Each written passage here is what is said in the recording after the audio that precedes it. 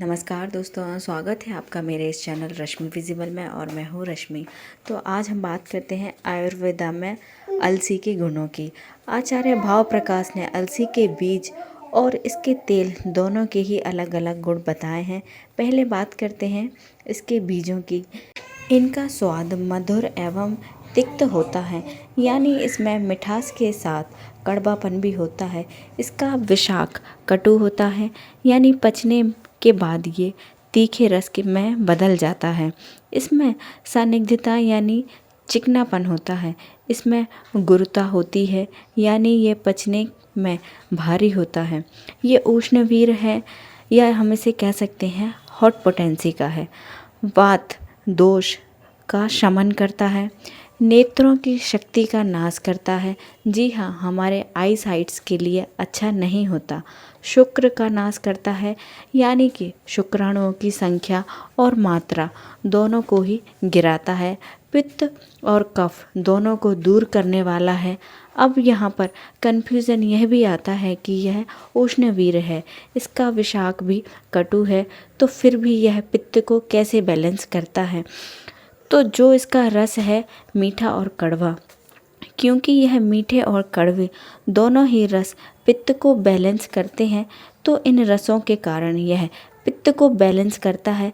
लेकिन अगर आप अधिक मात्रा में सेवन करेंगे तो यह पित्त को बढ़ा देगा। अब फ्लैक्सीड ऑयल के गुणों की बात करेंगे तो इसका स्वाद मीठा होता है। यह आग्नेय है, यानी इसमें अग्नि के समान गुण होते हैं। इसका विषाक भी कटु होता है। इसमें भी चिकनापन होता है। इसमें गुरुता होती है, यानी कि पचने में भारी होता है। यह भी उष्णवीर यानी कि हॉट पोटेंसी का होता है, और यह भी हमारी आँखों के लिए अच्छा होता है। फ्लैक्सीड ऑयल हमारे शरीर में वात दोष का शमन करता है, यानी वात दोष को कम करता है, लेकिन पित्त और कफ दोनों ही दोषों को बढ़ा देता है।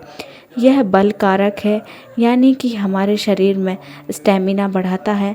मल कारक है, यानी कि मल जो लैट्रिन आती है उसमें वॉल्यूम को बढ़ा देता है। ग्राही है, ग्राही मतलब यह लैट्रिन के अंदर से मॉइस्चर को अब्जॉर्ब कर लेता है। इसलिए जिनको पतले दस्त आते हैं उनमें यह फ़ायदा पहुंचाता है या फ़ायदेमंद होता है। यह त्वचा संबंधी रोगों को दूर करने वाला होता है, इसलिए यह हमारी स्किन के लिए बेनिफिशियल होता है। रक्त पित्त को प्रकोपित करने वाला, रक्त पित्त यानी ब्लीडिंग डिसऑर्डर, जिसमें चाहे नाक कान मुंह से खून आ रहा हो या फिर पीरियड्स के टाइम ज़्यादा ब्लड आ रहा हो, शरीर में कहीं से भी ब्लीडिंग हो रही हो, तो उस कंडीशन में यह ब्लीडिंग को और भी ज़्यादा बढ़ा सकता है। जैसा कि मैंने अभी बताया, फ्लैक्सीड ऑयल हमारे शरीर में पित्त और कफ दोनों ही दोषों को बढ़ाता है, लेकिन यह हमारे शरीर से कफ को निकालने का काम भी करता है। लेकिन अगर आप अधिक मात्रा में इसका सेवन करेंगे तो यह कफ को ज़रूर बढ़ाएगा। फ्लैक्सीड ऑयल के अंदर जो चिकनाहट होती है उसके कारण यह मल को नीचे सरकाने का काम करता है, यानी कि कॉन्स्टिपेशन के लिए ठीक करता है या कॉन्स्टिपेशन के लिए ठीक होता है।